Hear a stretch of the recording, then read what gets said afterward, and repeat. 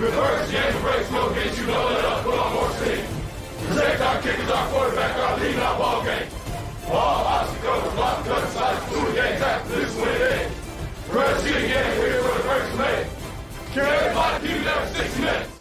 Rocky Top, you'll always be. All I know is go Vols, because that's all I know. Go Vols. Mean. Woo! My God! Gene!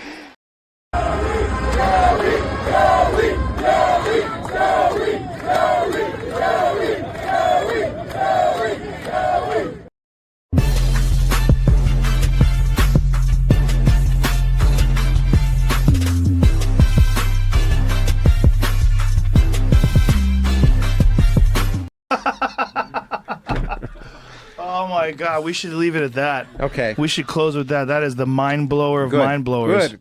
Hey, it's us against the world, fellas. Yeah. It's us against the world, fellas. Don't nobody believe in us. Yeah. Don't nobody believe in us. We don't need nobody to believe in us. I believe in you. I believe in you. I know you a dog. I know you a dog. I know we some dogs, man. Hey, all this preparation we put in, all this been talking about. Hey, it's time to go release pain, man. It's time to go put it in real. Let's go. Tennessee on 2, 1, 2, Tennessee. Ball, Tennessee, ready. Ball, Tennessee, ready. Ball, Tennessee, ready.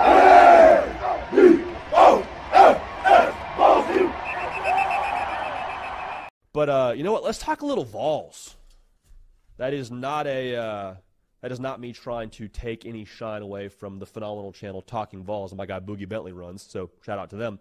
But let's talk a little Vols here.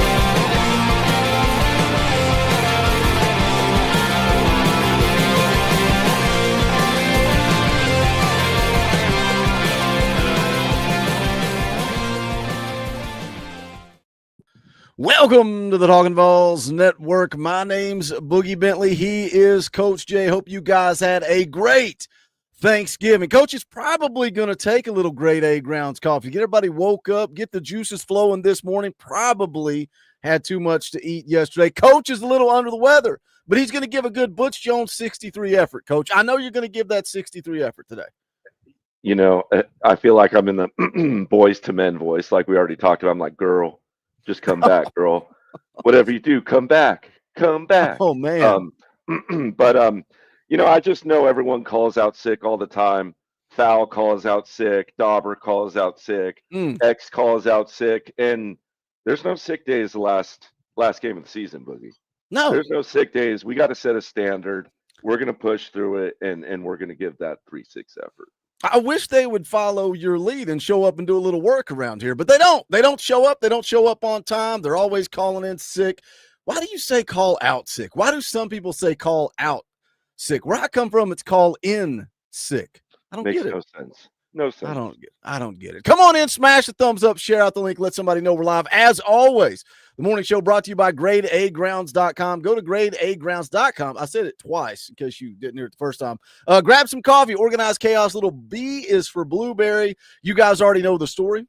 East Tennessee guy, VFL alumni, graduated from the University of Tennessee, bleeds orange, but he's also got some great coffee. You can use that promo code VAWLS, VAWLS, at checkout to save a little bit of money. Man, I got some organized chaos in my cup this morning, Coach. I switched gears. I went from blueberry to a little organized chaos, trying to bring the defense tomorrow. Let's shut Diego Pavia up, and I think we can do that with a little organized chaos. But again, go to greatagrounds.com. We would appreciate that support. We also appreciate this support. Tyler Harrison drops the 5 spot, says, hope you had a good Thanksgiving, Boogie.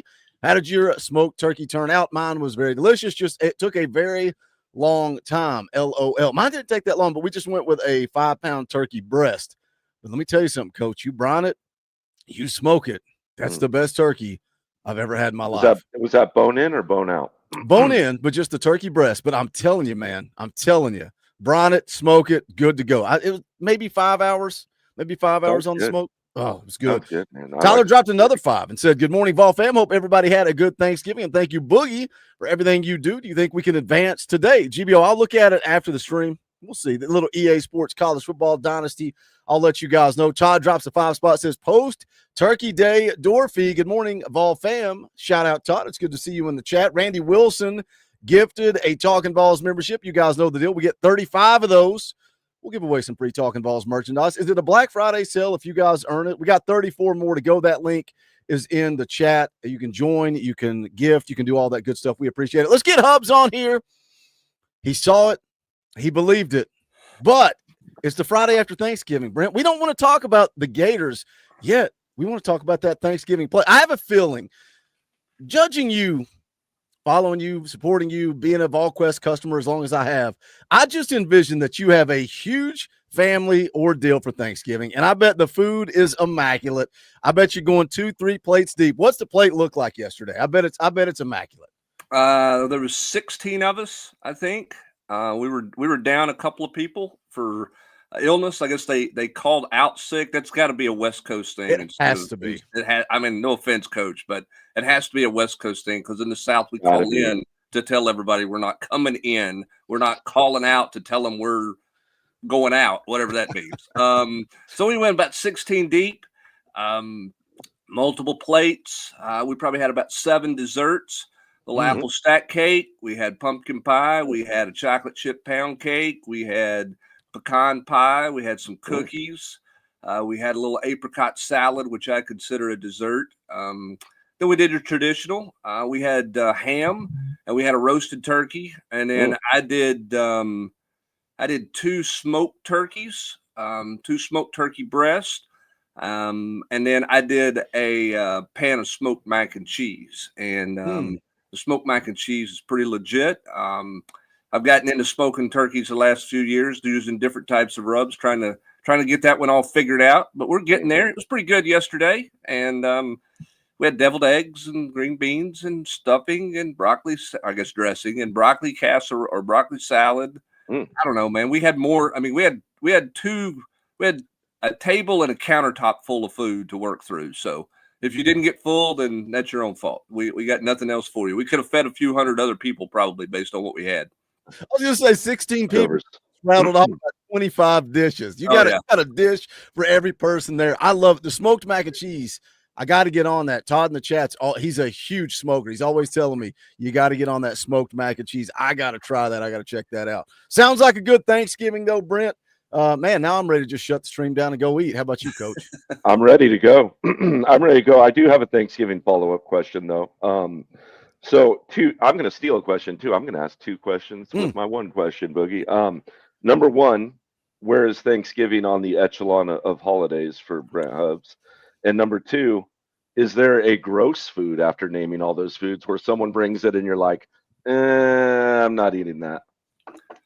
Well, see, now you're going to try to get me in trouble. Uh-oh. Okay. And I appreciate it. I set a trap. You did a good job here. It is not my most favorite meal to do. Part of the reason why, when you live on a farm like we do, we eat creamed corn and green beans like every Sunday. So we have Thanksgiving dinner like 5 times a year. Not all of that, but we have the crux of Thanksgiving dinner a lot. And so from a food standpoint, it's okay. From a gathering standpoint, it's good. But again, we will have 15, 17 people over here for a birthday or an anniversary or whatever. We're large people that get in each other's way a lot. So that's what we do. So it's a good day, but it's not like a Mecca type deal there. In terms of sides, I don't need to see any green bean casserole. And here's the real blasphemy part. I'm not a big dressing guy. Oh, yeah, I know. It's so because of that, it's probably not my favorite meal, but I get it. I mean, my wife and my sister-in-law have duplicated their mom's dressing recipe. She's no longer with us. And so that's been like the challenge for the last 4 or 5 years is who can figure that recipe out. And I get it. It's a big deal for them. It's, I'm not a huge dressing guy for whatever reason. My mom is no longer with us as well. And I'm learning I love to cook. I love to get in the kitchen, cook, grill, smoke, whatever. I'm learning. The more I go through it, the more I realize Mom always left the details off the card. It's not in the recipe book. It's not in the card. She always kept a little something in the back of her mind. Like my wife tried to fix one of her recipes, and she kept saying, "This is not right. It doesn't taste like your mom's." And I tasted it. I was like, "Yeah, because it doesn't have cilantro in it. That's what you're missing." And she goes, "Well, your mom doesn't have it in the recipe." I said, "Exactly. That's what she knows. Hers will always be better than everybody else's because she's not sharing the full details." Yeah, my mother-in-law was terrific at not telling you how much of something. Yeah. Like the recipe might say, here's all the ingredients, but we're not doing dashes, pinches, and we're certainly not doing an exact what you're supposed to put in there. It's a little bit of, I think that's enough. maybe no, maybe we need, and so you don't know how much stuff is in there. And so that's been the challenge to perfect that. And I did the same thing with a turkey the other night. I brined my turkey in my brown sugar and my salt and let it brine for a day. And then I went just to make a rub on it. And it was like, all right, what do I got here? And instead of using just a traditional, like pre-made something, I just started throwing like 6 or 7 things into a bowl, mixing around to my taste, and just rubbed it on the turkey. See, I don't know that I could replicate it. I know what I put in it, but I don't know how much I put in it. I just kept building it to a taste that I thought was pretty good, and then we went with that. So that's the problem is you can't come back to it because you have no idea. I got no clue how I can get there. Let me hit a couple of super chats real quick. Then I promise we're going to talk a little football. Tyler Harrison gifted a Talkin VAWLS membership. We appreciate you, Tyler. 33 more to go. Put on more steam. Vintage creative photography says, no better way to spend my birthday. Well, happy birthday, Crystal. It's good to see you in the chat. Cody Tackett drops an Orange Boy. We'll play the clip. Rocky Top! Cody says, hope you feel better, Coach Shay, and hope you found the perfect Bentley Christmas tree boogie. We did, man. Good time. That's one of our traditions is going over to Boone, North Carolina. Well, not really Boone. We're almost to Boone, North Carolina, picking out the tree, cutting it down. We usually go on the Wednesday before Thanksgiving, but schedules didn't work. So we actually went on Thanksgiving Day, and I enjoyed it other than it was about 20 degrees and we froze to death. But it was good times. All right, Coach, let's change gears. Let's talk a little football.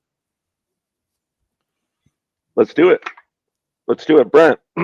I was reading the War Room the other day, as I often do, and you surprised me. You had a shocker in there. You said that Lance Hurd might have an opportunity to stay, maybe. Like I don't remember how you worded it exactly. Like he's might be willing to consider it, and you kind of felt like Arian Carter was in the same boat. Lance Hurd kind of came as a surprise to me. I felt like Arian Carter maybe more in that stay boat, and I guess I wanted to ask you, which one should we have more hope for possibly playing another season in Tennessee? I mean, I think there's probably a better chance that Arian Carter is back, simply because I think he feels like he's got things to prove because he was not healthy for much of the year. Now he goes bananas, here. I mean, you never know, but I think there's probably a better chance that Arian returns. I don't think he thought about returning at the beginning of the season, going into the season. But I think there's probably a better chance there. The Hurd thing is really interesting to me, Coach, because he's a guy that I won't say I was uninformed. There's probably too much assumption on my part with Lance Hurd that it was like, look, this thing's set up, right? You're flipping David Sanders to left tackle next year. You're pumping Jesse Perry out. You're moving on. That's the way you go. And Hurd's had a nice year. And so you thought, okay, yeah, he's moving on. I do think that he has really enjoyed this past year in Knoxville and being a part of this program. I think his experience in year 2 for himself, because he's in a much better place mentally, has been a much better experience for him. I think he really enjoys the group of guys he plays with. I think that group is pretty tight, pretty close. I think he's gotten closer to Glenn Ellerby and is more comfortable there. So I think his is going to be based more on what the evaluation is by the NFL people. But the challenge with that becomes, okay, if what's going to happen? Because my belief has always been that David Sanders assumed in year 2 he would be a left tackle.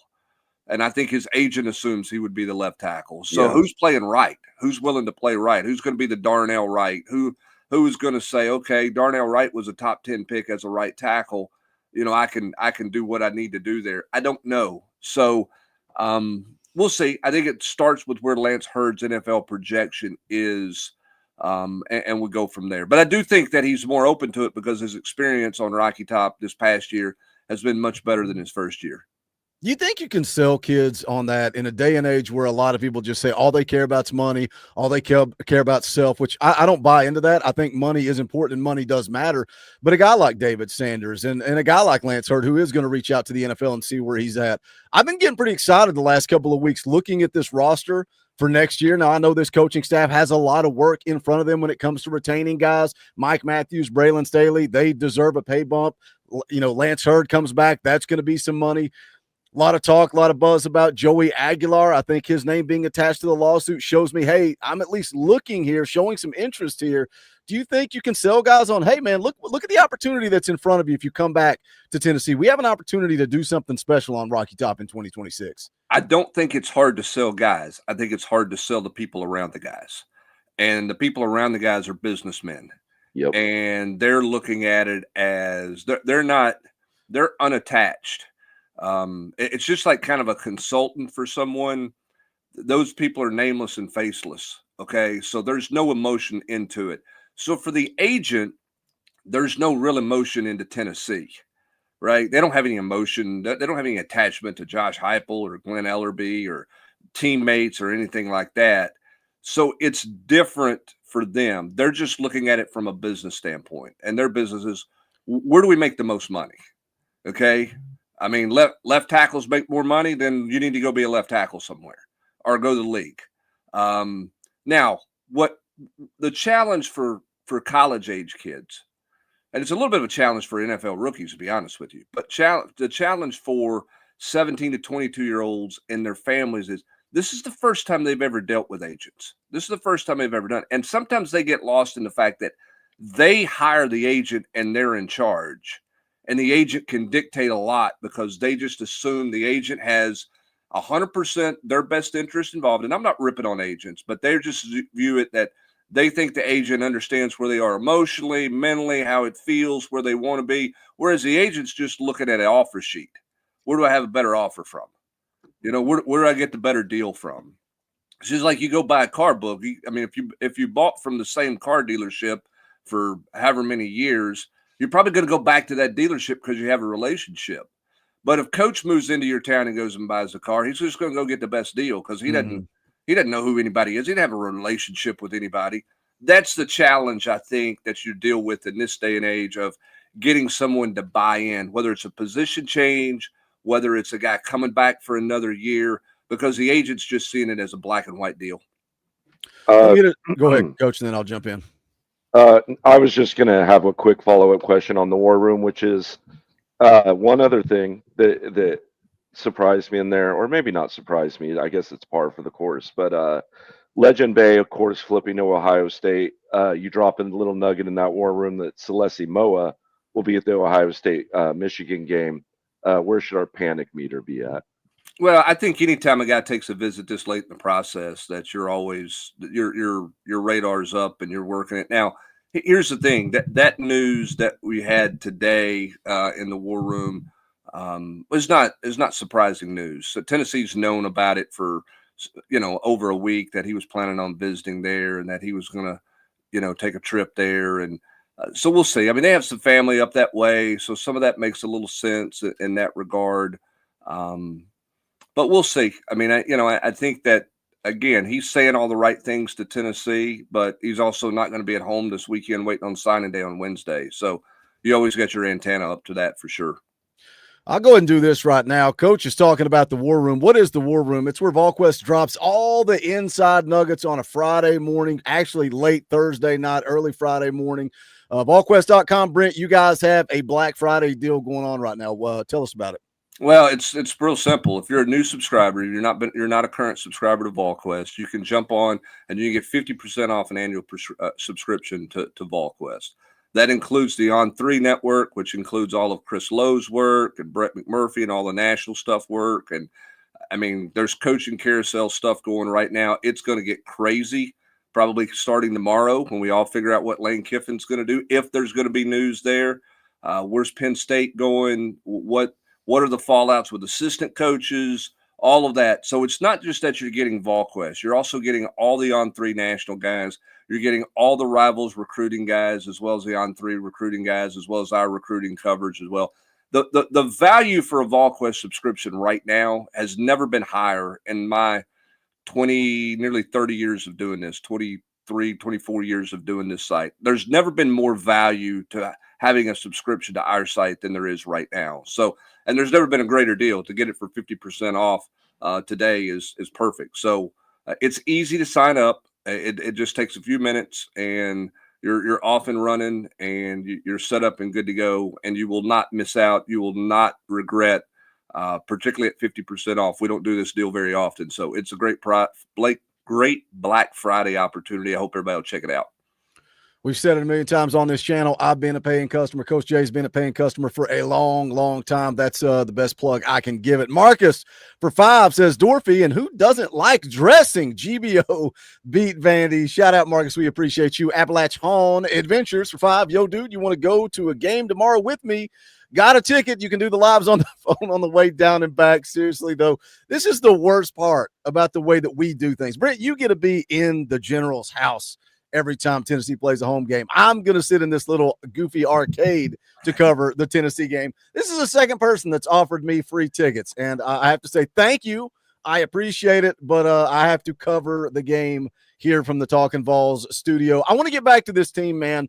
This group, this bunch, look, I eat, sleep, breathe, love Tennessee football, but there's something special about this group. It's one last ride for these seniors. It's senior day. A lot of emotions going to be going on tomorrow inside of Neyland Stadium. And, doing what we do, doing what you guys at Volquest do, we start covering these kids, their junior, senior year of high school, sometimes earlier. And it's just a special group to me. Tyree West, AP dropped a little stat in your all's postgame show and said if Tyree West finishes this thing off right, you go beat Vanderbilt, you go win a bowl game, he's going to wrap up his 4-year career averaging 10 wins a season. I think that speaks volumes about where this bunch is at. We had Don Bailey on the channel, a guy that was recruited by Jeremy Pruitt, and then when all that coaching change happened, we asked him, why did you ride with Tennessee? Why did you stick it out? He said, I didn't sign up to play for a coach. I signed up to play for the Power T.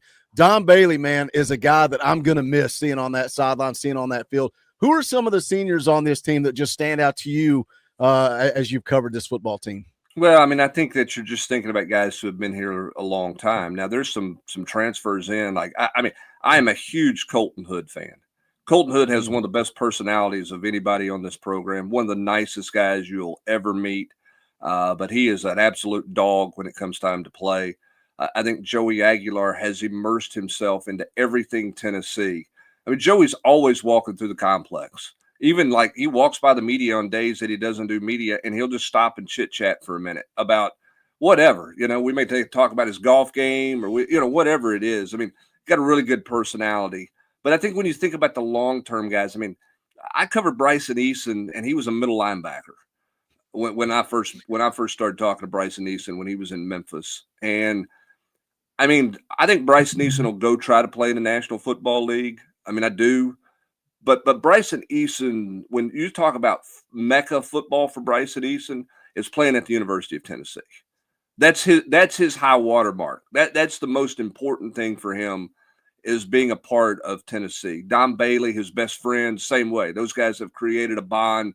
I mean, they'll be in each other's weddings. They'll be, at child christenings. They'll be everywhere together because they're that close. I mean, I call them frick and frack, because if you see one, you see the other going through the building all of the time. I love a guy like Joshua Joseph and Tyree West, but Joseph is a guy who, he had a really solid freshman year. You kind of looked at him and said, man, this guy's got a lot of tools. And then he hits the sophomore slump, and James Pierce passes him, and he was pretty miserable his sophomore season. He wasn't the happiest camper in the world, didn't handle things the right way.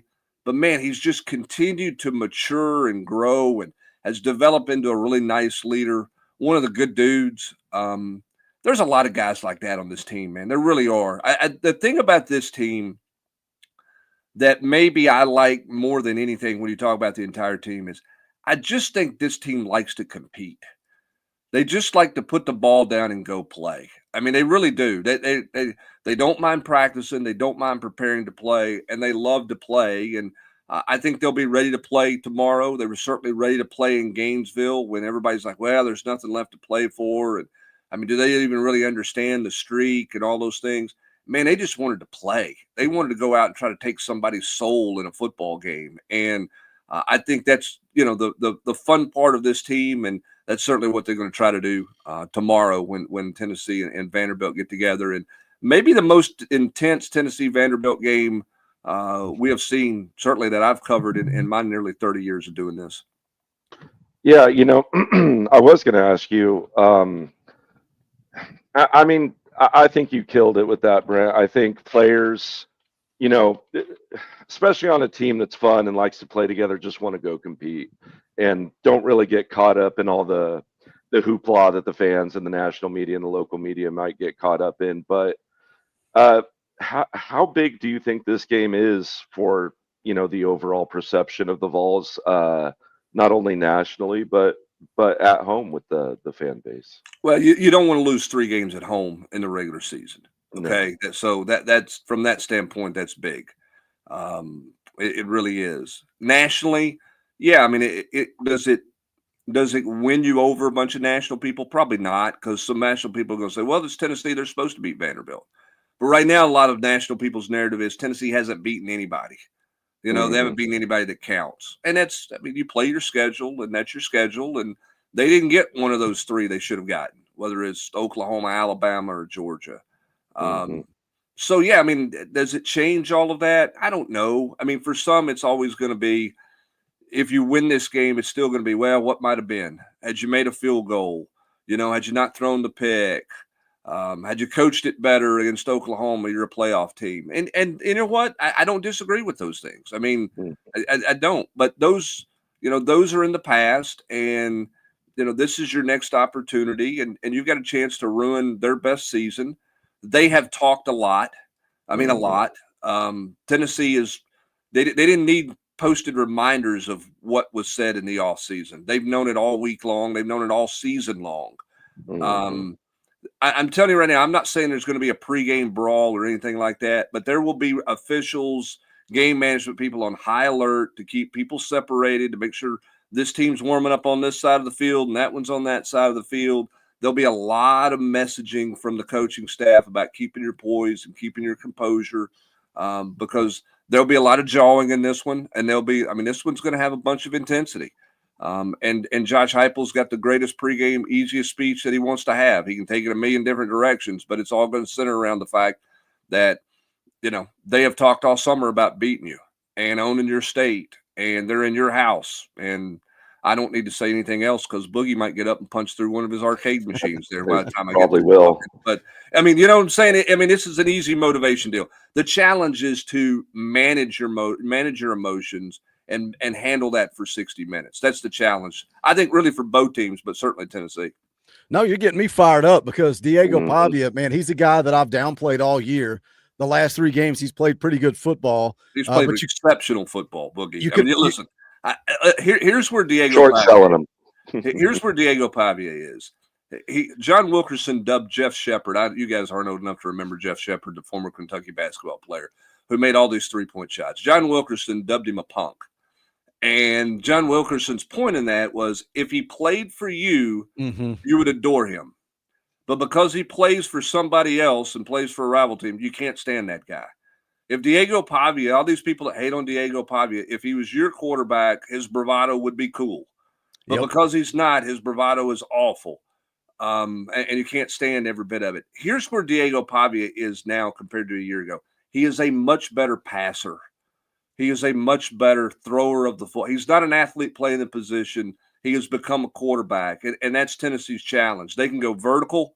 They're much more explosive than they have been, for sure. Miss Coach J, is that right there? Did I see that on the deal? That's her. That's her. All right. He outkicked his coverage, didn't he? I mean, come on. How in the world? Smokes, Coach. Holy smokes. I don't know how I look at this, though, Brent. Look at this. Look, they say good morning to each other in the chat. I mean, look, blowing kisses, just derailing the show completely. if she starts dropping $5 gifts, then Coach, we're gonna need to have some different conversations. Okay? But my point, Boogie, to Diego Pavia is he's just gotten much better. He's become a better quarterback. He's much bigger threat. He's healthy when he wasn't healthy a year ago. Vanderbilt having the open date 2 weeks ago was a godsend to Vanderbilt because they were pretty beat up at that point, pretty wore down. I think that's rejuvenated him a good bit for this one. Should be a lot of fun. I said the same thing to Kaner. I did Locked On Vols with him that aired this morning. I said the same thing. I hate Diego Pavia, but if he had the power T on the side of his helmet, I'd love the guy. I would love the guy. But what I'm pointing out about Diego Pavia is the last 3 games he has put up ridiculous numbers, Heisman numbers. He's selling himself on the Heisman. Texas 105th in the country in passing defense. Auburn 98th. Kentucky 106. But guess what? Agreed. Tennessee 109. Tennessee is 109. Well, here's the thing too. Throw this out there. I mean, on the flip side, Vanderbilt has only given up a little over 100 yards rushing a game, but they're giving up 4 yards a carry. And you say, okay, well, what's the deal there? Not a lot of people have tried to run it. One, because Vanderbilt's secondary hasn't been real good, and two, they have not played a lot of good running football teams. They played Missouri, who's ranked in the top 10. They gave up 170 yards. They played Auburn, who's ranked in the top 40. They gave up 210 yards. Virginia Tech in week 2 got 115, and they're a top 30 rushing offense. Tennessee's in the top 40. I think they're 34th. Outside of those 4 teams, the rest are ranked 60 or below, and I think 5 or 6 of them are ranked 100th in rushing offense. So how good's their rushing defense? We're going to find out. Tennessee's got to have some balance. I mean, neither one of these teams have played – I mean, they've played some good teams, but they haven't beaten some good teams, right? Mm-hmm. I mean, I don't – hats off to Vanderbilt for beating LSU. I don't think LSU is a very good football team. I don't think they were a good football team then. I'm not talking about now. They went to Texas, and Texas was not playing well, and they scored a bunch of points. They played Alabama well in Tuscaloosa. That's the one outlier to me when I look at this Vanderbilt team, because I know Alabama's had that game marked for a year. I thought, man, they're going to boat race them. Mm-hmm. To Vanderbilt's credit, man, that was a 60-minute dogfight there in that game. That's the one that you go, well, that's pretty good, because that was a heck of an effort by them in Tuscaloosa. I want to talk about quick starts for a minute. Texas had a really quick start against Vanderbilt and jumped up by a lot. And to Vandy's credit, they didn't quit, came back, almost beat them. We all remember the game last year, the quick start from Vandy. Last week, a very, very quick start for Tennessee against Florida. How important do you think it is to start quick for the Vols? And maybe just kind of wrap up what you thought of the Vols in the second half, if you thought they should have been more aggressive, or if that was kind of played right. I think quick starts are huge. Now you got to follow it up with not having a second quarter where you just disappear like we saw Tennessee do against Georgia and I guess Oklahoma and New Mexico State. But I think quick starts are important. I think the challenge for a quick start this week in this game is how does the senior day festivities affect you? Can you get that behind you, hit the reset button, and go play? Because Tennessee's been really good out of the gates. I mean, really good to start. They haven't given up a score, I think, in the last 4 or 5 games on defense to start the game. And they've scored, 9 of 11 times on their opening possession. I think 7 of them have been touchdowns. They have been a fast starting football team. You're looking certainly and expecting a fast start for Tennessee. Certainly cannot have the start that you had a year ago with what they had at Vanderbilt. You don't want to do that with where Vanderbilt is falling that far behind. Here's my take on the second half in Gainesville quickly. I don't have any issue with the second half. I have issue with the way you closed the first half. Okay. The drive on 3rd and 5 where you ran it and then took the delay game and punted it. Man, just throw a 5-yard out. Just throw it to Chris Brazzell and move the sticks and roll on and go score your 35th point there. The end of the first half, have more trust in your quarterback. I know you're trying not to give them momentum to end the half, but it's 28-0. You got 1st and goal or 1st and 10 at the 11. You've got a timeout in your pocket in 23 seconds. You got to run more than 2 snaps there. Look, if you don't make the touchdown, then you kick the field goal, right? We're all good with it. But Chris Brazzell's got as big of a catch radius as anybody that Tennessee's had at the position. Throw a fade. Throw a slot fade like you threw at Alabama a year ago when you had to have it to Brazzell. Like, try to drop one in or do something there. If you don't want to throw a slant into traffic, I get it. But shrink your splits, give him room to work to the boundary, to the back pylon, throw the fade. If it's out of bounds, it's out of bounds. It's okay. You should get more than 2 plays there. To me, that was we're not trying to score a touchdown deal, and that hacked me off at the end of the first half. I'm not going to lie to you. From somebody who's seen Florida win a million different ways down there, scored 35, 42 points first half. Second half, I get it. Florida waved the white flag. 7 passing attempts in the second half, down 31-0. I mean, Billy Gonzalez was like, I ain't getting beat 52-0 in this deal. Let's get out of here. And he didn't even try to throw it, right? Okay, that's fine. You don't want to give them any hope. I'm totally good with that. I remember 2015, 2014, and Trayon Harris, playing quarterback for Florida. And Tennessee was up 9-0 in the fourth quarter. And, Butch Jones and that staff tried to go get one more. It's like, just punt it. They can't make a first down. Same thing Saturday night in Gainesville. Had no problem with the second half. I really didn't like the way that they ended the first half. At least take one shot. Trust your quarterback. Trust your best receiver. Take at least one shot down there with your best weapon. Let me hit this super chat real quick, then we're going to get you out the door. Cody, for another 20, we'll play another clip. Rocky Top! We appreciate you, Cody. He says, big game, Brent. You're 1-2, hopefully 2-2 after tomorrow. You were a good luck charm coming before the Gators. Let's go beat Vandy and quiet down Pavia. I want to ask you a question, Brent. If you can share a story with me on the way out the door. I saw this on the general's quarters right before we went live. I've never heard this. Somehow, some way, I have never heard it. Vanderbilt ran through the power T at one point in time. Do you know this story? Have you heard this story? Is that true? There's been like 2 or 3 fights in this series, like straight up fist fights. Like, just get after it. We're just going to brawl with people. Coach Kafgo obviously had no use for Vanderbilt. He felt like they hurt him intentionally. It cost him an opportunity to play in the Rose Bowl as a player. He never forgave him. For 50 years, 60 years after that, never forgave them, ever.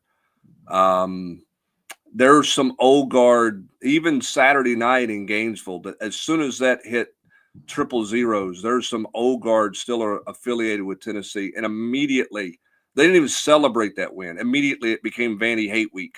I mean, immediately is where it became. So yeah, I mean, they've ruffled a lot of feathers. They've tried to do a lot of different things, and they've always been trying to catch Tennessee, and now they obviously feel like they're right there with Tennessee in this day and age that we're in.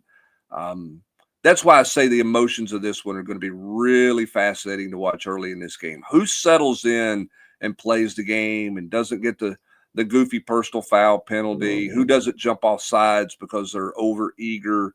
Who just settles into playing football, and how quickly does that happen? We'll see, because I think this crowd's going to be really electric.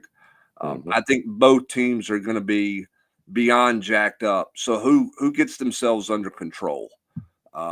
Pavia seems to play better when he's wound up. How do you manage him? How do you get stops early there and kind of frustrate him? And in Tennessee, you got to play smart. You don't need to do anything don't be that team that's antagonizing. You just go play the next play. And that's hard to do. That's hard to get guys to do. But that will be the challenge for Tennessee for sure. And by the way, to Cody's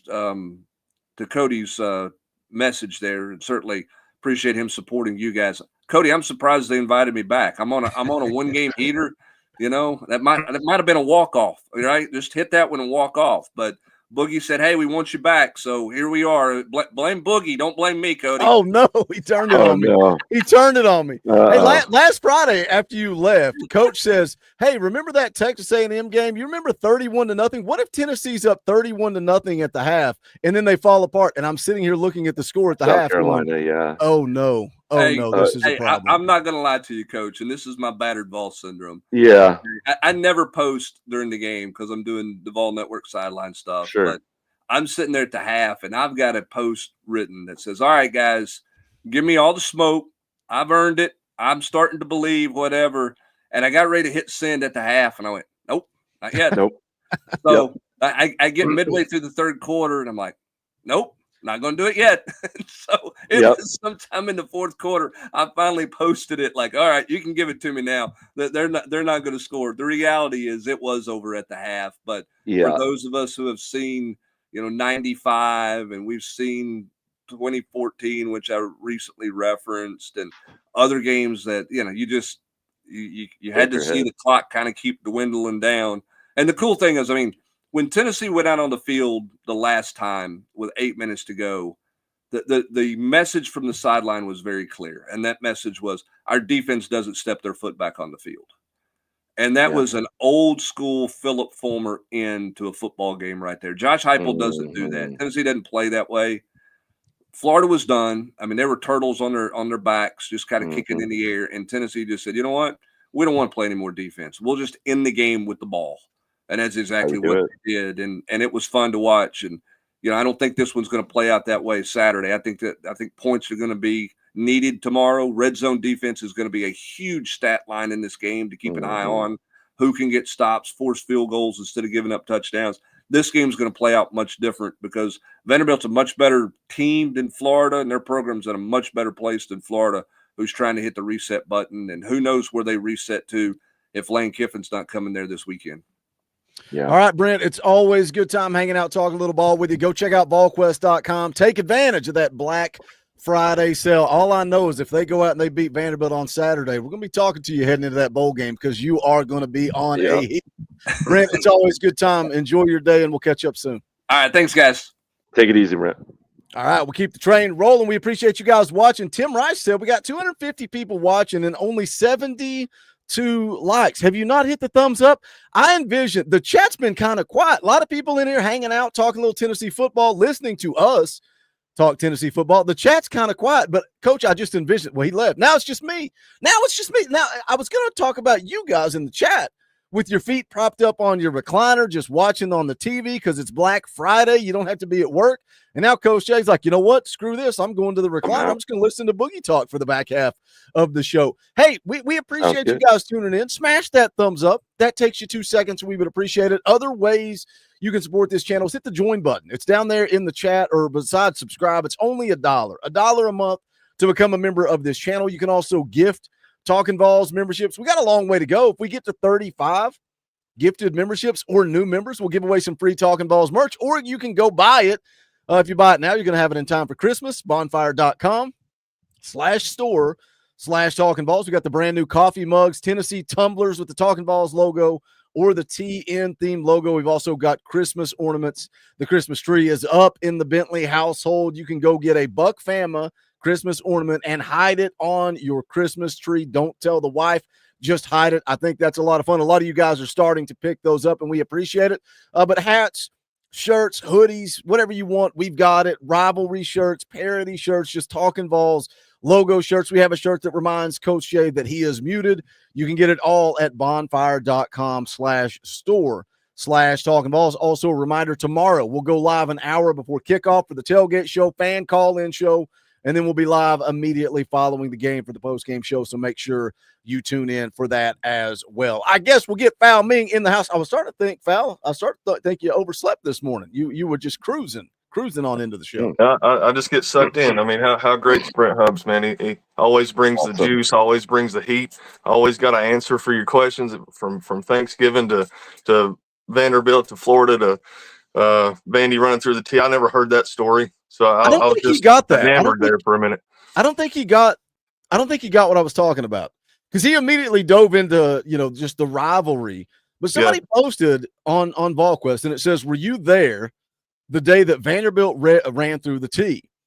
And then the guy says, "I have to admit that was gutsy, wild to see." Somebody says, "I was there. Barry Burton led the charge for them, beat us 17-14. Burton had dropped the snap on a punt the previous year that let us score and tie." Let me scroll on down here. It says, somebody says it was during the Bill Battle era. I had never, Coach, have you ever, I'd never heard that story. That had to be fist fights taking place. You run through the tee. Yeah, I would think so. I had never heard of that. I'll tell you this, at least in California high school football, each team, when they breaks out for warm-ups, can run out to their own 45-yard line, right? So there's that space in the middle that's space. Well, my senior year, we had a big rivalry game with a school out here, and we're running out to their 35-yard line. And, you split out into, we're like, whatever, like 5 lines with captains bookending each line. And we broke out into their yard lines. And, of course, a fight immediately erupted, a really large one, and a very contentious game. And it's all on TV and recorded. It was a televised game too, which was great. So I'll have to dig that up one of these days. You guys think great? I'm not. Look, I'm an emotional, freaking passionate dude. Like I will throw down. You tell me we're in the tunnel, Coach, and you look at me and go, "Hey, we're running out to their 35." I'm like, "Let's freaking go. Let's go. Let's fire them up." But then once the game starts, I don't handle that well. And most people are better in a fight. In athletic, whatever, when you're cool, calm, and collected. What do you, pal? Are you got to be cool and level headed in a game? Yeah, I'm kind of I'm pretty mellow. Like, I'm pretty quiet. Don't kind of keep to myself in pregame.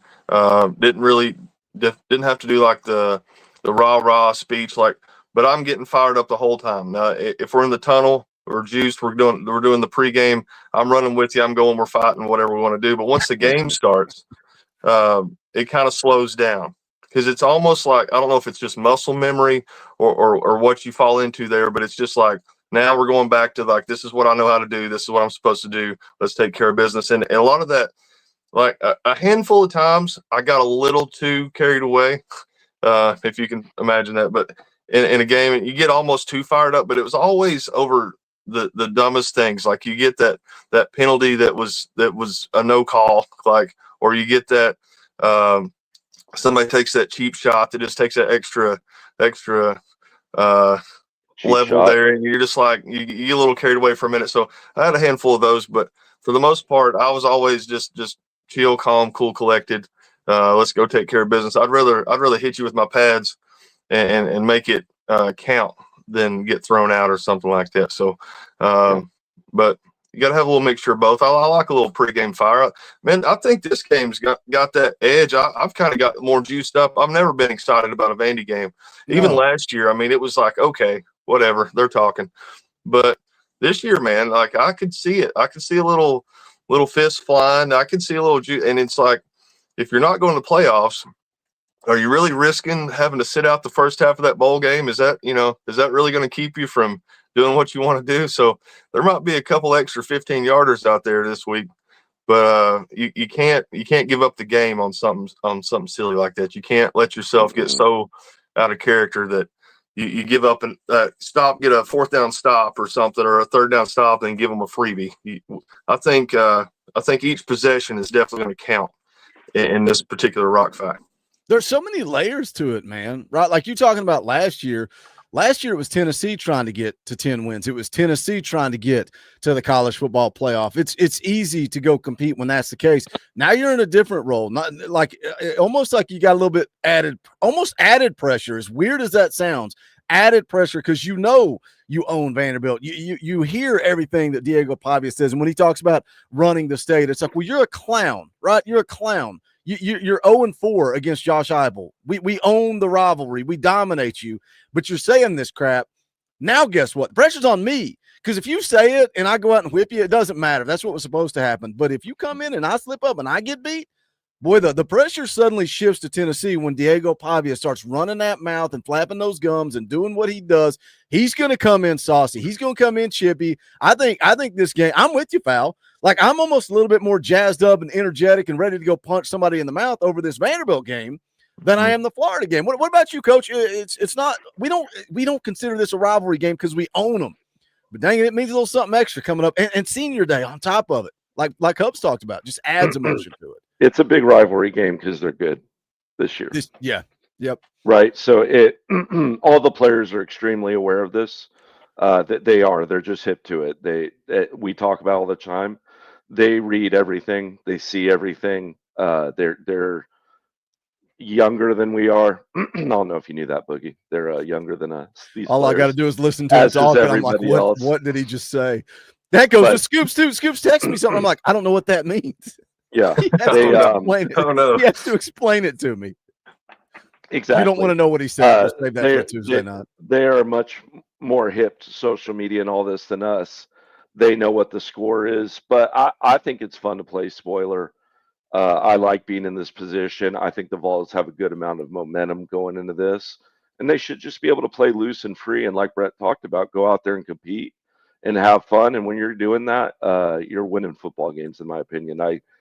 I still think we have a lot more talent than Vanderbilt. I still think we have the better players than Vanderbilt, and I think that will show on Saturday. Let me hit a super chat real quick. Kevin Smith gifted a Talkin VAWLS membership. Shout out, Kevin. We appreciate you. Guys, put on more steam. 32. We're going to make it to 32 before the end of the stream. I just shipped out Chuck's free shirt. He should have it in the mail anytime. Cody for 10 says, what is up, Fowl? Where have you been? The whole channel has missed you, GBO. You look like Rocky Balboa. What's wrong with you? You're back, though. You're back. I'm back. We've had a couple off weeks here and there, but I'm back. Glad to be here. Appreciate y'all. Let's I was like, what are we gonna do on a Friday? We usually just wing it. And then I was listening to Josh Pate because he put out a video. Whoa, that is really messed up. I hit the wrong one. That what we want? No, we don't want that one.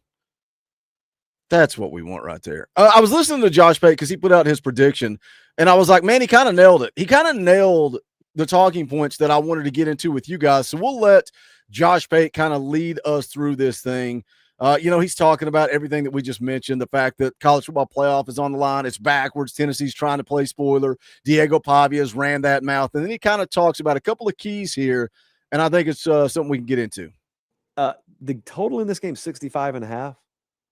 Is 35 going to be enough to win for either team? What do you think the winning team's going to have? Okay, so I should ask it this way. What point total will the losing team have? Add 1 to that, and that's how many points the winning team will need. Good math. We checked it with Stats and Info. So what's the number? Is it 36? Is it 31? Is it 46? What number do you think is necessary to win this game? I think it's like 38 or something like that. I think that's an interesting question. What is the number? What's the number Tennessee has to get to win this game? And I've talked it all week long. I've talked it with Kaner.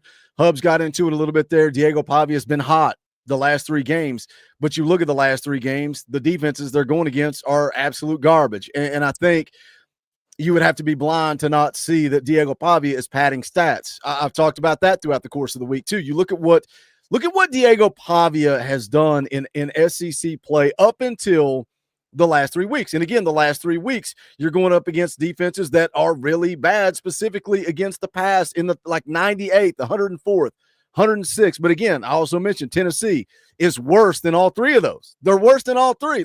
I'm not just saying that devaluing Diego Pavia. I'm also saying it concerned about this Tennessee defense. But look what he did against South Carolina, 177 yards through the air, 2 touchdowns and interception.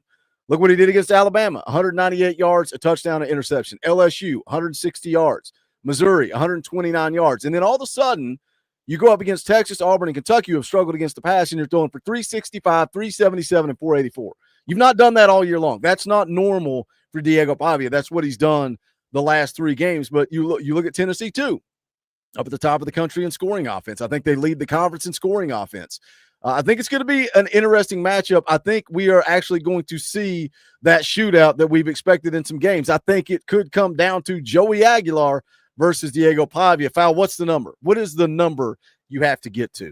I wrestled with that all morning. I was talking or thinking to myself last night, and then this morning I was trying to come up with I was putting down betting lines and things like that. And then I was trying to come up with the total or the score for this game, which we'll get to later.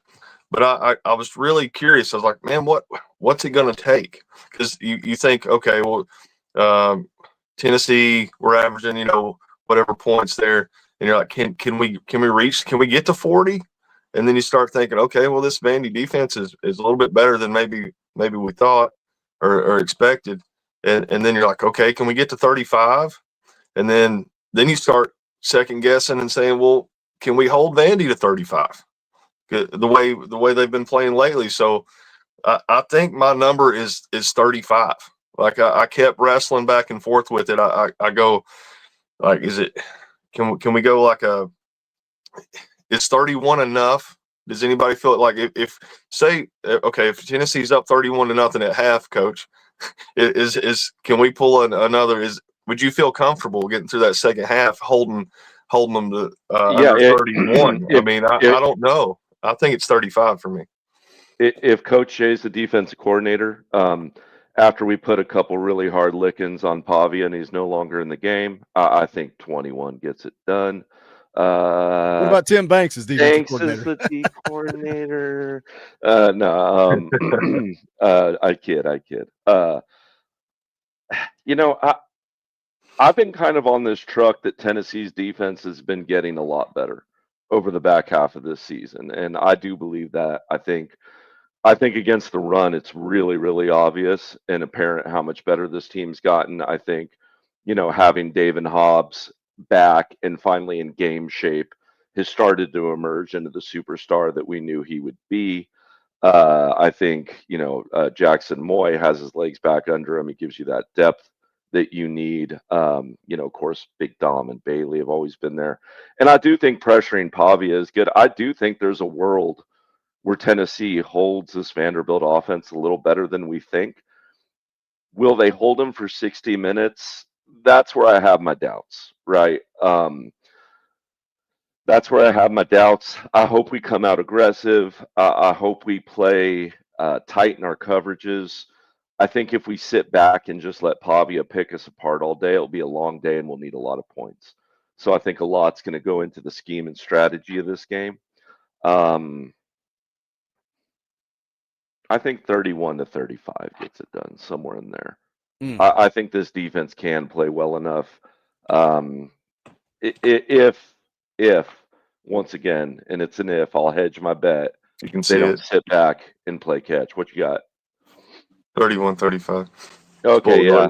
There you go. That's your actual score is 35-31 Tennessee. Mm-hmm. Yeah. But if I told you right now, so you got Vanderbilt at 31. If you think 31 is the number, if I guaranteed you right now, Tennessee was going to score 32, but they could not score more. They were going to score 32. You taking it? You take it. That's where I think it's the first team to get to 35. Like that's. See, you got 35 now. You're speaking more my language. I got Vanderbilt scoring 38 points. That's how uncomfortable I am in this game, and it's. I don't know. I don't know what I'm talking. I'm talking out of both sides of my mouth because I'm talking about Vanderbilt in the last 3 games and what they've done statistically, but then I'm going to devalue Tennessee and what they've done the last 3 games statistically because they played against Oklahoma, who's 13th in the conference in total offense. They played against Florida, who's 15th in the conference in total offense, and then they played against New Mexico State. Like, I can't buy in to what Tim Banks is doing on defense when I don't feel like Tennessee has been challenged. On the flip side, it's the same thing for Diego Pavia. He's not proven it against an elite defense, but guess what? Tennessee's defense hadn't been elite. So I don't know what to believe going into this thing. And I think you're going to get the best version of this defense. I really do. I'm trying not to think emotionally, and it's not wishful thinking. Obviously, I hope for that to happen, but there's just too much going into it. You got senior night going into it. You got Pavia is run his mouth all year, 2 years really, but all year, all summer, and good for him. Do your thing, but I just think there's so much this team wants to prove, so much this team wants to show. And for a lot of these guys, I mean, this is it. If you're not going to the playoffs, some guys I don't know how the bowl game will play out. If some guys will sit out, if they won't. You got guys trying to go to the league and things like that. So this is it. Put up or shut up. This is your moment. You're gonna go out here and play a very good Vandy team and shut them up and show everybody who runs the state. Or are you going to lay back and come out there and not show up and let them run up 50 points on you? And everybody's going to say, well, Tennessee's defense has been bad all year. What do you expect? So I think we've seen enough improvement over the last couple games to where they have an extra gear, and I think they can hit it this week. I'm more worried about maintaining the offensive momentum we've had. I think it's going to be. Yeah, I think it's going to be interesting to see. So I don't know if any of y'all have looked at Vanderbilt's depth chart or on offense or am familiar with it, but if you were to get looking at it, you would notice that their left side tackle is labeled ST and their left side guard is labeled SG and then center and then QG and QT. We know what that means, guys? Quiz time. I have no idea what you're talking about. Yeah, it means that your offensive line is not fixed in football. So they will flip their offensive line when they break. The strong side and weak side. That's correct. And it can be dictated by all three levels depending on a read key. So like, let's say I want to flip it based on what your safeties have been doing on the previous plays or your linebackers or anything. You can quick call the weak side. And that's what that QT and QG are for, right?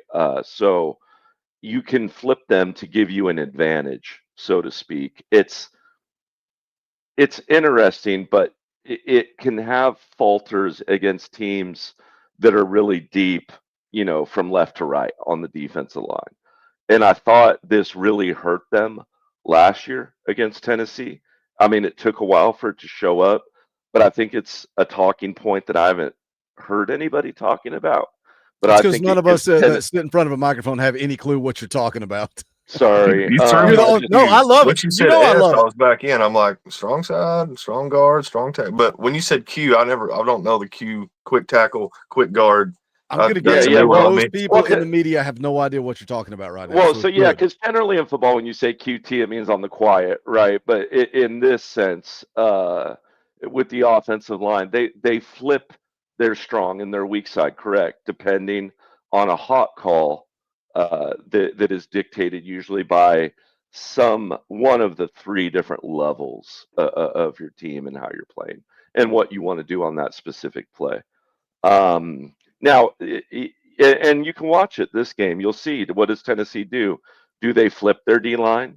Do they rotate it? Do they stick with what they got?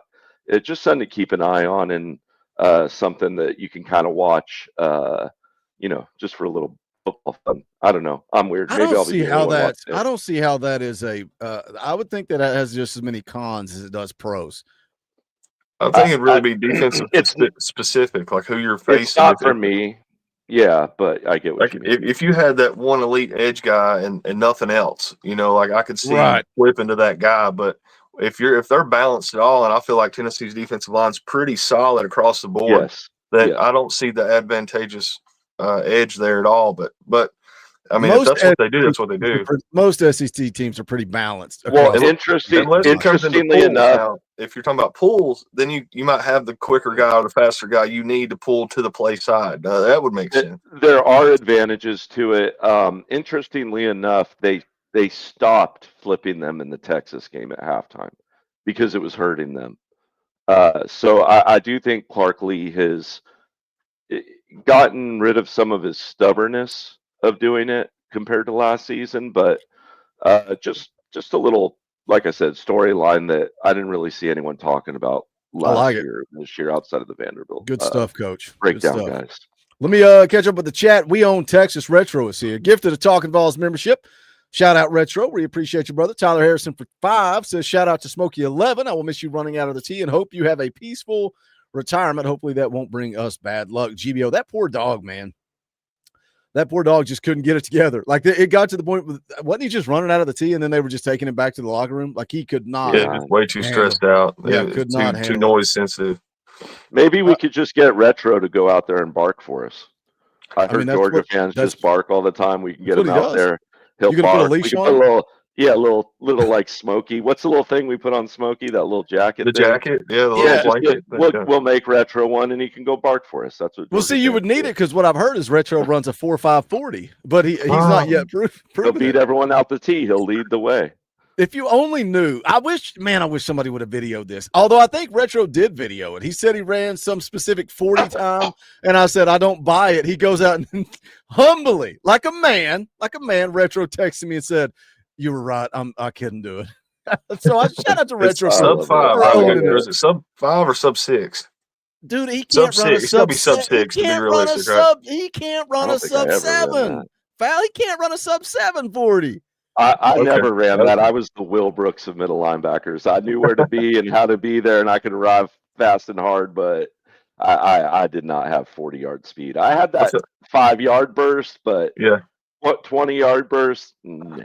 That football IQ, Coach. Left in you, Coach. That football IQ gave you an extra step, made you a little faster than you were. There you go. That's true. Makes up.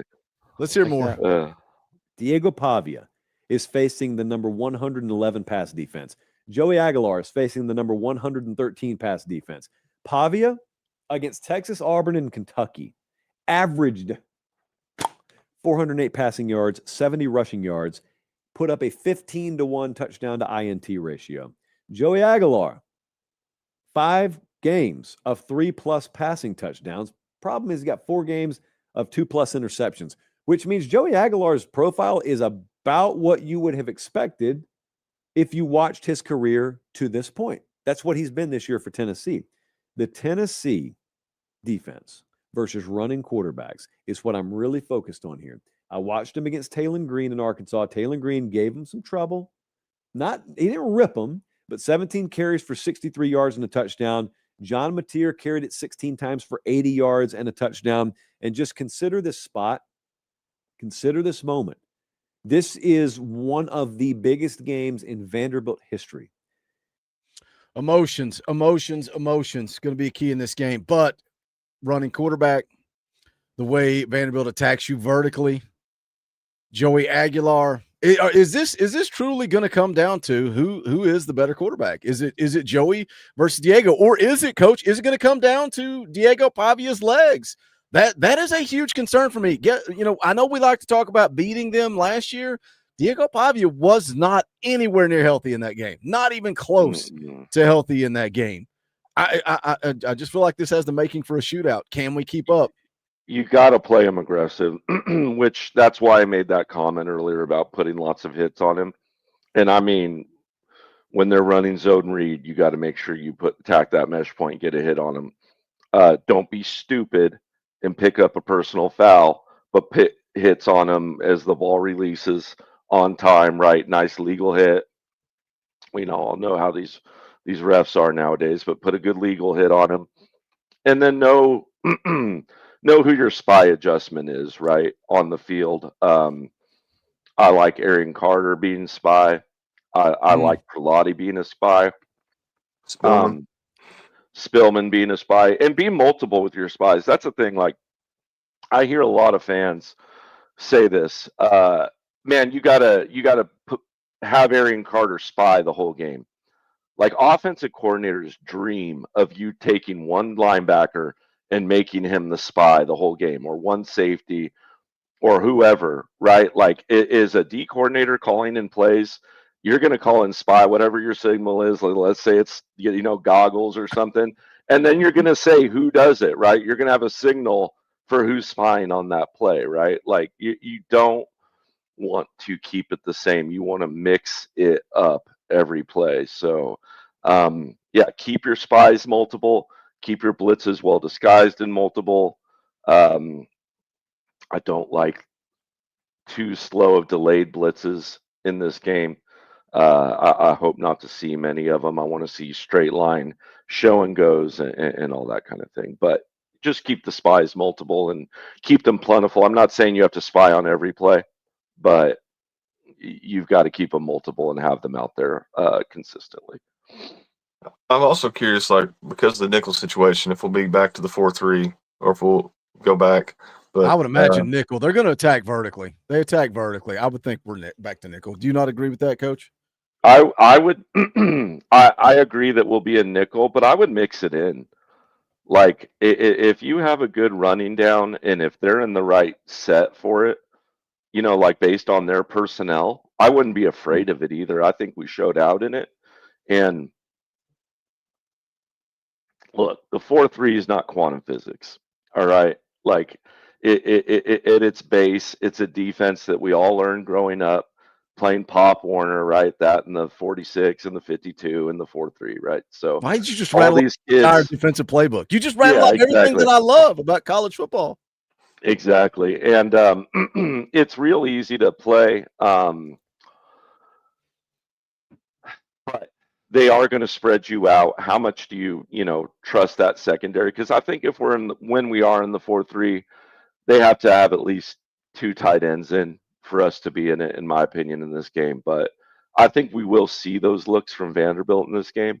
So just be ready to go into it and be ready to defend the pass as well in it and be ready to bring it. Because when you're the great thing about a 4-3, in my humble opinion, you should always be blitzing one linebacker in the 4-3. It just allows you to dial up pressure and still guard the middle of the field. So I do hope we see it.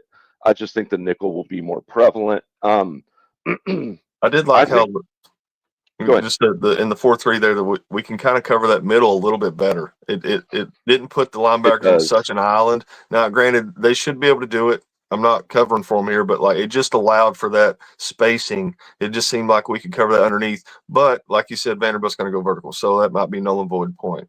Yeah, and it also allows you to 2 of your linebackers to go into a wall off and your other linebacker to go into either a spy and be able to cover the drag and the quick slant underneath, or he can, get on an ad blitz. You can just do a lot of different things with your linebacking core in the 4-3. And if we're being honest, I do think this linebacker core is a strength for this team. I mean, no matter who's out there, right? Like Arian Carter, it helps T-Lander because you can blitz him more and play him where he likes. Spillman, whether it be Perlotti, it just showcases them a little more. Now your corners puts them a little more on an island, but I think Ty Redmond's taken steps over the last weeks and is starting to, or not starting to, I think we're watching him become a sophomore in front of our eyes.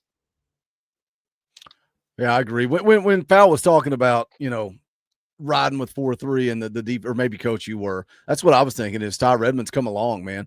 I feel like you got more confidence in Ty Redmond, and you've always had confidence in Colton Hood. Last week we were talking about how Jeremiah T-Lander didn't look as slow. Arian Carter looked a whole lot quicker. Now Arian Carter's gotten healthy, but also I think they just look more athletic in a 4-3 because they have less ground to cover, right? And I think that plays to their advantage. We own Texas Retro for a 5 says I went to my old high school and I ran, and I'm extremely out of shape compared to where I was in high school, and my coach called me sad. Thanks, Boogie. I just wanted to remind you, hey, it's the day after Thanksgiving. It's a day for giving thanks, and I wanted to give you thanks, Retro, and remind you of where you were at with your athleticism. Cody Taggart drops a 50 spot. We'll play the clip. All I know is go Vols, because that's all I know. Go Vols! Cody for 50, we appreciate you. That's very generous. Says, sad, this is the last game of the regular season. Glad I found this channel this year. This community is awesome. Boogie, Coach Jay, and Fowl. No other guys I'd rather talk Tennessee football with. Let's go Vols. Shout out, Cody, man. I appreciate that. I appreciate the kind words. I appreciate the support. That's what this channel's all about, man. It's all about the community. Just talking Tennessee football with your buddies, man. That's the whole point. That's what this channel's always been driven on. It's always what it's always been about. So we appreciate you, Cody, and thank you for the support. Let's talk a little gambling. We don't condone gambling around here. We don't encourage you, specifically when Coach Jay is picking, to copy his picks. And I was about to say, unless you want to lose money. You know what's really sad about it is I actually went undefeated last year on picks. I mean, last week on picks I actually played. It's like I feel like I wake up and gamble Saturday morning and bet nothing that I just told you guys. I'm going to be honest with you. That's terrible. That's horrible. know. That's the worst promo of all time, Coach. Do you remember the guy in the chat that said, I'm going to drop this big super chat every week when Fowl and Coach hit? He's not dropped a single super chat the entire year. Like, what are we doing? It's been awful. We started out really good. We've definitely hit at least one. I know I've hit at least 1 3 for 3. Yeah. So one super chat came through. I'm trying to exploit you guys and make money. I'm living and dying off this 2 and 1 stuff, and it's just not hitting the parlay. Like if you bet individually, you're up, you're way up. Yeah. But if you're betting just the parlay, But that's what's funny though. Me and Coach have kind of talked about this in the couple of shows that you were out on Friday. You're up, like Coach has been up until this past week. That's all you want in gambling. Just be up. Yep. That's it. Yep. Just be up. Because your wins are going to pay higher than your loss. So yeah. So just be up. Luke for 5 says, Dorothy, did you find the right Christmas tree boogie? Dude, we got a good one. Man, we turned the corner and it was like the Griswold family, like the lights from heaven were shining down. All of us went, that's the one. And then there was a tag hanging on it. Like this Christmas tree farm, you can go up in the summer. I didn't know this. My wife was telling me. You can go up in the summer and pick a tree and tag it. And then nobody can get it. And you can come back. And Mrs. Boogie said, take the tag off. I said, what? Gangster. Said, take the tag off. And I said, no, I'm a good Christian boy. I'm not going to hell for a Christmas tree. So we didn't take the tag off. We kept looking. We did find a good one. Dude, it was like 20 degrees over there. It was, it was so cold. Your face was hurting. And I think all of our family was like, that one's good. Get it. Let's get out of here. So we didn't go. Usually we go up the mountain and we go look around and find the perfect tree. There's all these photo opportunities. I think somebody was laughing because where I took the picture and said we were looking for the perfect, all you see is these little baby trees. I wasn't marching up the hill to take a picture. No, that's where the mountain was. I took it. We got out of there. It was freezing. I was trying to gas you up, man. I wanted you up on that ridge. I wanted you all the way on the back mountain there. But you were right. You were right. You said you believed that I dug it up with my bare hands before you believed that I would hike to the 100. That's correct. Yep. You could forget a Christmas tree, Fowl. You could put $1,000 up there and say, hike up there and get it, big fella. I'd say, I'm good. I'm good. Isaac Smith drops a 2-spot, says, Dorothy, Boog, don't forget that link on Saturday. You're going to have to remind me again tomorrow. I'm telling you, Isaac's got a story that he's got to share with the Talkin VAWLS family. We've been trying to get him on to the tailgate show. So we're going to try to hear that story tomorrow. Let's talk a little gambling. Let's look back to last week where you guys are at. Foul Ming is at 18 wins and 12 losses. That's pretty dang good. It's really good. Dang good. It's really That's pretty dang good. Coach Jay is 13, 14, and a push. Let's see. Foul Ming last week got a dub. He took Vanderbilt minus 8.5. They beat the brakes off of Kentucky. Took Western Kentucky. This was a huge one, man. You almost hit this one. Western Kentucky plus 21.5. They lost by a field goal to LSU. His only miss of the week. Took Coastal Carolina plus 24.5. They lost to South Carolina 51-7. Of course, South Carolina shows up in a super game. Coach got beamered. Also went to 2-1. Oklahoma minus 6.5. They beat Missouri 17-6. James Madison plus 14. That's another big one, Coach. They beat Washington State heads up 24-20. You took Arkansas plus 9. They lost to Texas 52-7. So what do we got? I never ended up beating Arkansas, and I took Jimmy Madison on the money line to a bunch of other teams on the money line and muscle played it. But this week, give me the Ducks. Give me the Oregon Ducks over the Washington Huskies, minus 6.5. I just think Oregon's going to, complete their playoff run in this game. I think the cream will rise kind of to the top there. And I think Washington, whenever they've been really tested this year, they've crumbled. They've looked good against lesser teams. But give me the Ducks in this one, minus 6.5. And we're going to stay on our I'm going with Tennessee, man. Give me Tennessee. If you can ever give me Tennessee under 6 points in a Vanderbilt rivalry game, I will take it at home. I'll take that all day. To me, that's free money. So give me the Vols -6, and then wait. Well, hold on. How did you get minus? Yeah, They're not -3, -6. -3. Sorry, They're Okay. 2.5. 2.5. 2.5. Coach. Even better. Okay, well, 2.5. Yeah, take Yeah. it. So I realize that if there were ever a year for this not to happen, it feels like it's this year. And I don't know if I'll get the 2 points on this conversion, but I like getting the 1 point. Give me Michigan +10 against Ohio State as my underdog.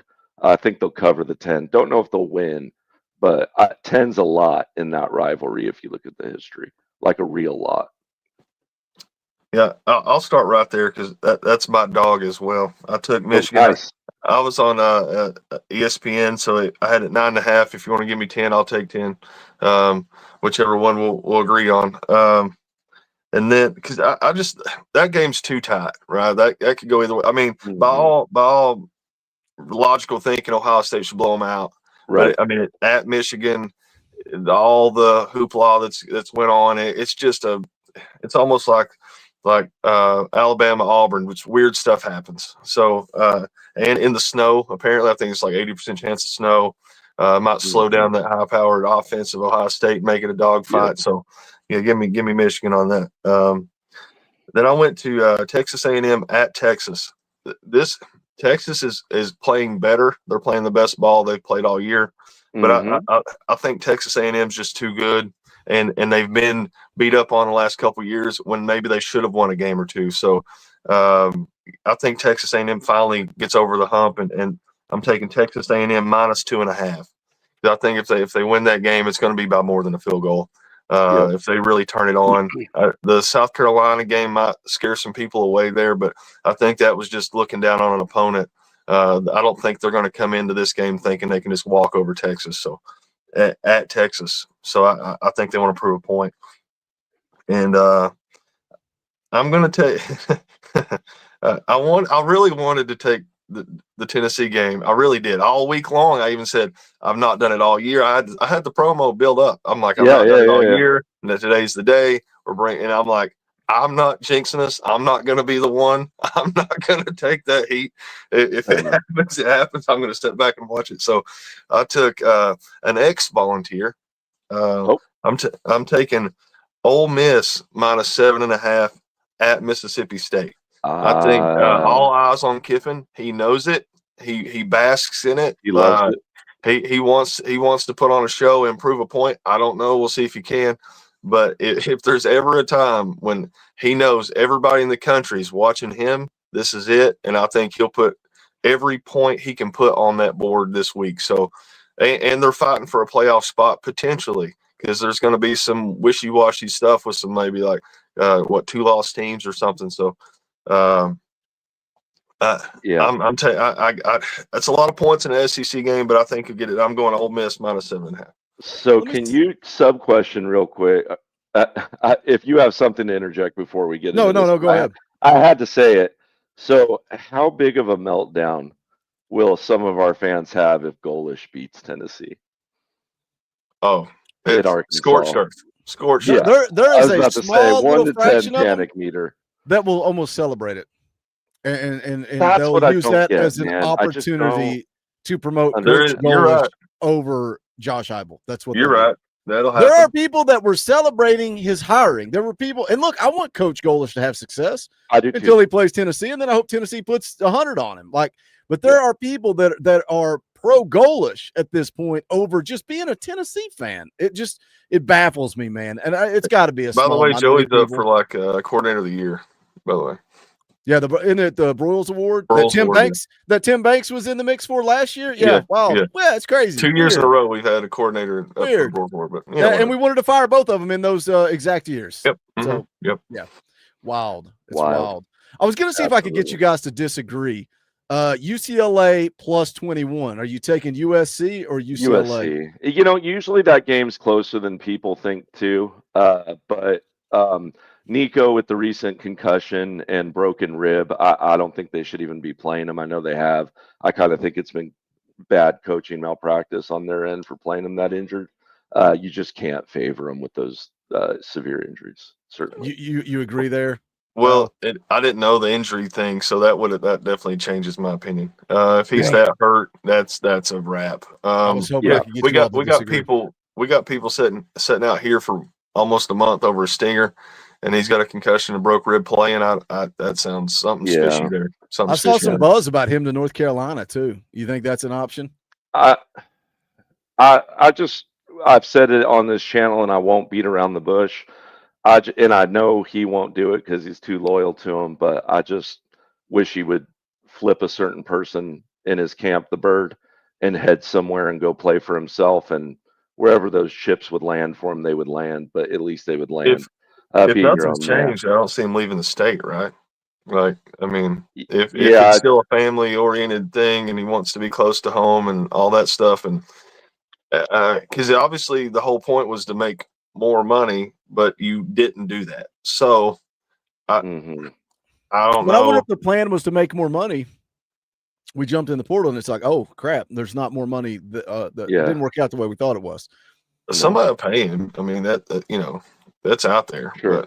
But you end up in the same situation you're in now. You're playing for a team that's absolutely terrible, and you're getting beat up, and you're going to get hurt and take years off your career. So, man, you got to be shooting yourself. Like, look. We need offensive line and we need weapons at wide receiver. What does Tennessee do? And that's why we argued it back at the time. It's like you said you wanted weapons. Well, we went and got 2 offensive linemen that are pretty dang good in pass protection, and these wide receivers have balled out. Like, and it wasn't like you didn't know it was coming. I mean, these receivers were here. You knew it was coming.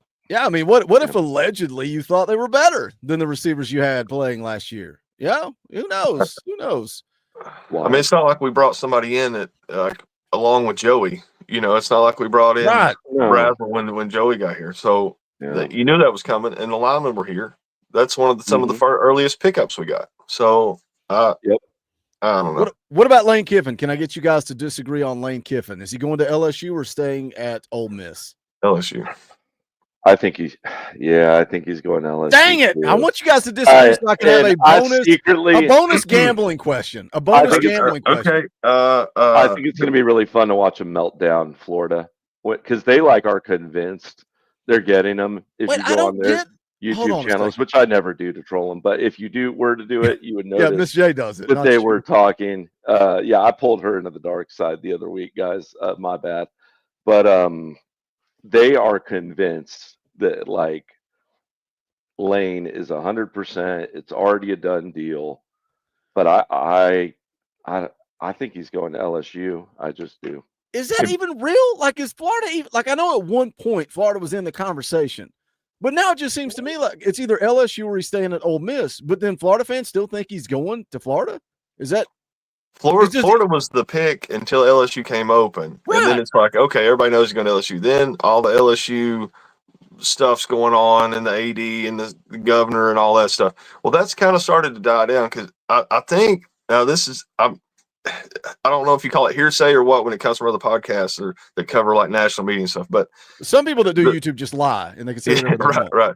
But apparently the deal with the LSU thing was LSU was interviewing all these people for AD and some NFL guys potentially, and Kiffin kind of raised some cane about that and said he wants to kind of pick who his AD is going to be, and or at least he didn't want an NFL guy was the rumor.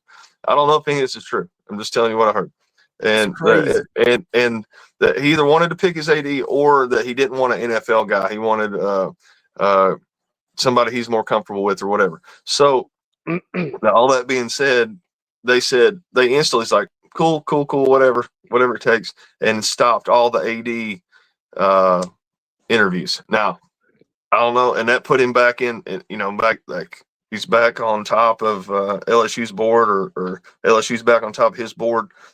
That's just kind of internet rumors, but I'm leaning LSU. Everybody I've talked to is leaned LSU. Yeah, and he bought a house supposedly in LSU last week, something like that. What? Did he really? What the heck is happening? On Twitter. I don't know. It must be true. It's got to be true, right? He struggled on the road in the SEC, at least at Ole Miss. His record is terrible in that regard. He just seems like he's been able to get over that big hump. And I get it. I've preached patience with Heupel here. So I when you get on the internet enough, I guess you reserve the right to talk out of both sides of your mouth a little bit. But and what else kind of spoils it is I had a front row seat to him crashing this Ferrari into the wall out here. Like when he inherited USC, he inherited a really, really strong, deep roster with all the bells, whistles, and toys you could possibly imagine. And I mean, he proceeded to crash it straight into the wall, light it on fire, and then take a crap on it and walk away. So don't you think he's grown up since then, though? Like I do. In pressure I'm just gonna be honest. situations, I no. like Lane Kiffin. Lane Kiffin. That's my thing. In pressure situations, no. Like in big pressure, when the pressure's on, I don't think he's shown his best. Now, can he get over that hump? I think so. I think we can all grow and get over that hump. It just hasn't been seen yet, but it doesn't mean he won't, I guess. Well, that you made a great point, Coach, because all I've seen all week, I mean, it just keeps ramping up. There's more and more, but this week it's been, well, he wins everywhere he goes. He's a winner. He wins everywhere he goes. And I'm like, are we just forgetting the whole USC thing? Like it was a debacle. Like it's not like he just. I think people forget that though, because he was so young. He was so young, and then he went through, the rehab with. I'm not saying he's not better, but like you can't just block that out. I mean, he went to Saban's rehab, right? Like he went to Saban's coaching rehab and went through the whole process of being an assistant, and then and came back out. And I mean, I don't know. You have to love to hate him or love him. I don't know. He's just such a character. Like he's great for college football. Look, I hated him when he came rolling back into Neyland Stadium, but he's entertaining. Oh right? Yeah, I mean, I was there. I cussed him out. I would not trade Josh Heupel for Lane Kiffin in any way, shape, or form ever. Right, but Josh Heupel's boring as hell to watch. Post-game show, interview, media, all that. Lane Kiffin's always keeping you entertained. He's just like you said, Fowl. He's fun for college football. One enjoys the limelight, one doesn't. I think one's just ball. One wants all the dog and pony show. But if Kiffin comes out here and loses to Mississippi State and misses the playoffs, and like they kind of blew it last year, missing the playoffs, does that all of a sudden does that $90 million at LSU? Do they start to question it, or they just say nope? Yes. Screw let it. him out of town as just as fast as they did Brian Kelly and Ed Orgeron. Well, would they even hire him? Would they still hire him? Would they still give him the $90 million after you just watched him biff it in the playoffs? Like that's my point. At the finish line 2 years in a row. They're going to instantly expect to be undefeated national champions every year if he goes to really either place, I think. I'm saying before that, would you even hire him? Yeah, they'll hire him no matter what. I mean, I think he's an upgrade to their current situation, both of them. So I would hire him, I guess, even if I was trying to stabilize the program. It's kind of like me and Coach both answered your question the wrong way. Yeah. Well, I mean, it puts him back in it helps in a way because it puts him in their facilities quicker if he does miss the playoffs. But at the same time, you got to start questioning it. It's like, okay, no playoff run. Do you think he coaches the playoff if he signs with LSU? I don't think so. No, I don't think so because the schools will say no because of the whole like recruiting thing. But I think that's a terrible move because I think the kids take it on the chin the worst. Yep. Because it's like they've worked all year to be a playoff team and go on a run, and all of a sudden you're going to take our coach from us. Now you can blame Kiffin for that, but it's really the calendar. Like I mean, because kids know that you move. Like they know there's kids. If Kiffin stayed. They know there's players and teammates on their roster that's not going to be there next year just because they're going to transfer. And they don't hold it against them. You see all this all love stuff all over social media every time a kid leaves. Yeah. They don't hold it. That's just the era we're in. So I don't think everybody's like, as far as the team aspect, is going to be mad that Kiffin's doing what he's doing. I mean, they would do it. They do it every year. So I think the timing is the problem. And that's a calendar issue. That's not a Kiffin issue.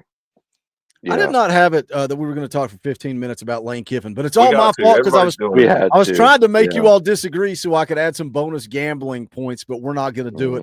Let's make our predictions. I've already made mine. I made it over on Locked On Vols. It dropped this morning. If you missed it, you can go over there and check it out. I had no idea how I felt about this game. I had no idea how to predict this game, so I went by how many points a game Tennessee averages, how many points a game Vanderbilt averages, and I said 42-38 Vols. You can see how technical I got in my prediction. I just think it's going to be high scoring. I think both teams are going to put up points. I think it's going to be emotional. I think it's going to be a dogfight, and I think it's going to come down to the fourth quarter. It's going to be late. It's going to be nerve-wracking. That's just what I see. I think it's going to be an offensive affair. I don't believe in Tennessee's defense.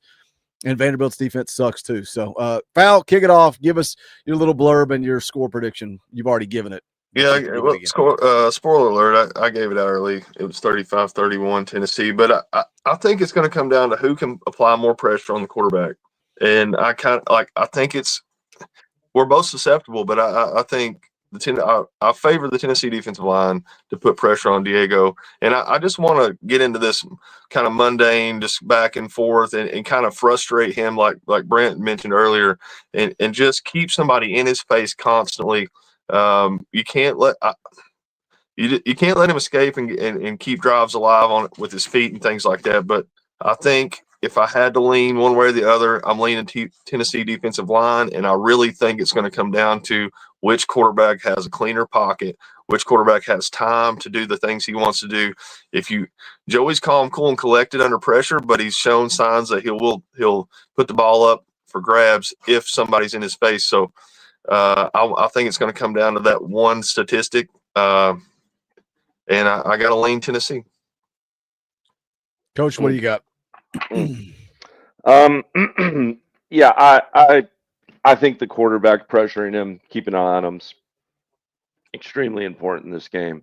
I agree with Hubs about the red zone also being important. I think that at the end of the day, if we can take care of the football, not have those mental errors, those fumbles from blindside hits, those tip ball picks, whatever you want to call it, that will be just fine in this game. I think it comes back down to quarterback, and quite honestly, I think Joey A is the better quarterback for all the hoopla that's been said. I think the stats bear that out. I think Pavia has been playing great lately, but not so great when he's pressured. I think Vols hold him to field goals just enough in this game, and the offense really gets it done. I'm going 38-30 in this game.